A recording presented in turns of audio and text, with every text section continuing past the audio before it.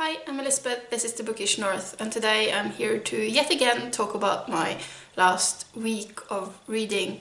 So this has been an audiobook heavy week, but through that I have managed to keep up with my goal of reading 50 pages or listening to 50 minutes of audiobook each and every day, and I'm pleased with that. I've also finished 2 books this week, so let's start there. The first book I finished this week was my first audiobook pick, and that was Shakespeare by Bryson. I realized that I have never actually sat down and read a book dedicated to Shakespeare. I mean, he's a very famous guy, and I have picked up tidbits of information from here and there and everywhere, including school, but I've never really sat down to sort of get into the nitty-gritty of his life.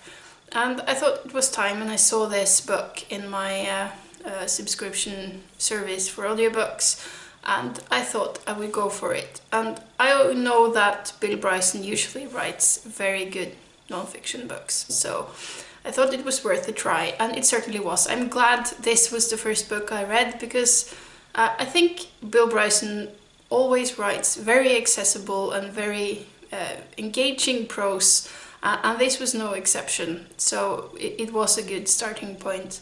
So in this book we hear about the few actual known facts about Shakespeare's life. He is not recorded in history a lot of times, so there are only a few select things we actually know about him, and we hear about those things, and we also hear a lot about different kinds of speculations about his life and where they originated and what parts of these speculations can actually be proved, if any.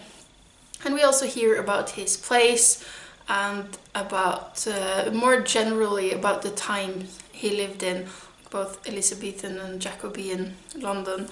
And I found it very, very interesting. I thought it was engaging. It's funny at times, and it gave me like a broader understanding of Shakespeare, I think, because I didn't have that much to begin with, and also it just put some of the things I already did know into a broader context. So this was a very good experience for me. The only thing I would say is that Bryson was narrating the audiobook himself, and I do think he is a better author than he is a narrator. He did muddle his words some, and that made it a bit harder for someone like me, who's a non-native speaker, to understand what he was saying at all times. But he was okay as a narrator, and as a writer he is very good. I would definitely recommend that book if you, like me, don't know an awful lot about Shakespeare to begin with. If you do, this book will probably be way too basic for you. But, you know, I really enjoyed it. And then the second book I have finished this week was a book I actually started back in August, so it has taken me some time, and that is The Door by Magda Szabó. This Norwegian edition is translated by Kari Kemeni. And I started this for Women in Translation Month, but I was really not feeling it at the time. More general, I was not feeling like reading literary fiction at all. I wanted fast-paced, and I just went on to sci-fi and fantasy, and that was the right choice at the time. But now I felt ready to go back to this book, and I certainly do feel that the way I've read this book has harmed my experience of it, because I read like almost the first half of the book, and then I had a 6-week break before getting back to it. That was not ideal, but overall I do think this was a very good book. This is the story about Magda, who shares a name and an occupation with the author of this book. Magda is a young woman. She is a writer, and she hires an elderly woman to do her housework for her. She is recommended, this woman, by a former classmate, and when she thinks she's conducting an interview with this woman, it turns out it is the other way around. It is this elderly woman called Emmerich who is watching her and her husband to see if she is willing to work for them. And this is the beginning of a very strange relationship between these two women that sort of evolves into a friendship, but they are always they are rarely just friendly to each other. There are lots of conflict and confrontations, and they have a very complicated relationship. At the very beginning of the book, we hear about Magda, the narrator, the young author, is having nightmares. She's looking back at her life and she's having nightmares about a door, and she admits that she is the one who killed Emmerenk. She is having guilt about this, and then the rest of the novel is us hearing about how they met, how their relationship evolved, and why she feels like she killed this woman. As I said, the way I read this book was not ideal. I was sort of forcing myself through the first half of it because I wasn't feeling it at the moment. But when I got back to it now, I really did enjoy the second half of the book. And I would say the second half of the book is also more dramatic than the first half. There are more things happening in that part because you get closer to the revelations towards the end and getting to know what actually happened.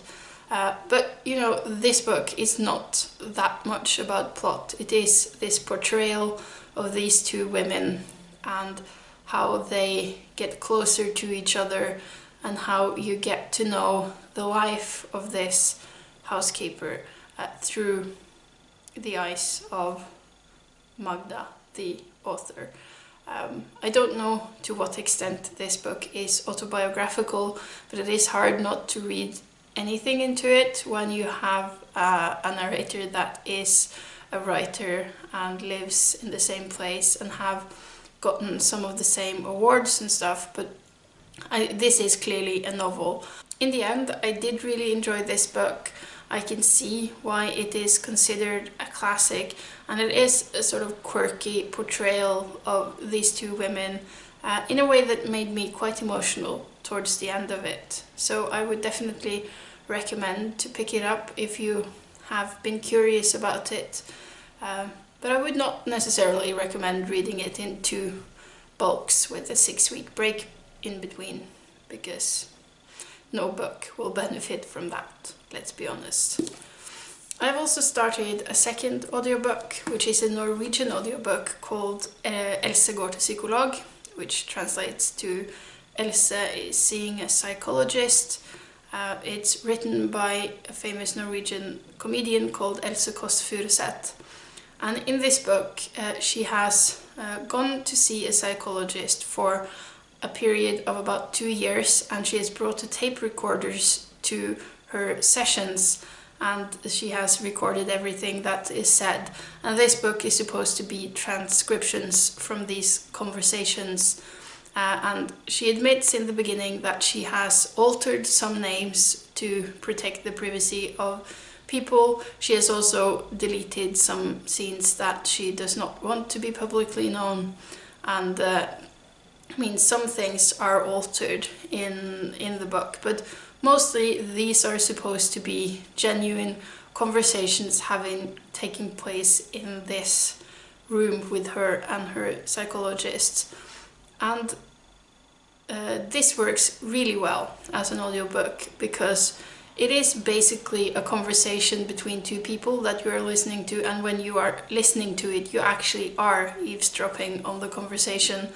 So that works perfectly. Else is reading her part herself, and then a voice narrator is reading the voice of the psychologist, and it works perfectly in that format.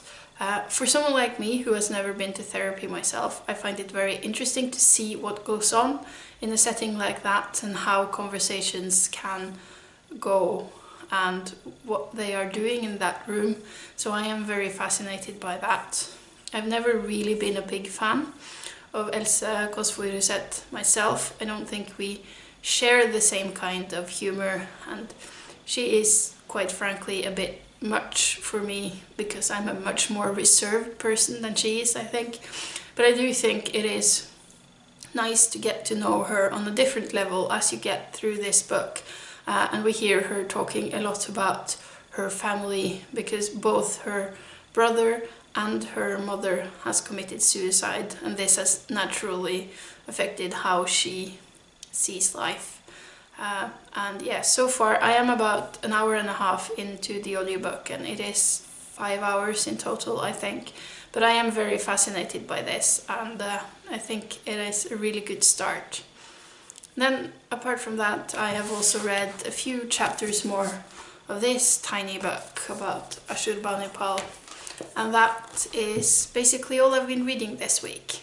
So I hope you have had a nice reading week, and maybe that you are getting ready for Non-Fiction November. I am really looking forward to watching a lot more TBR videos now. I have been quite busy this week, but I'm planning on getting to all of those now. And until next time, bye bye.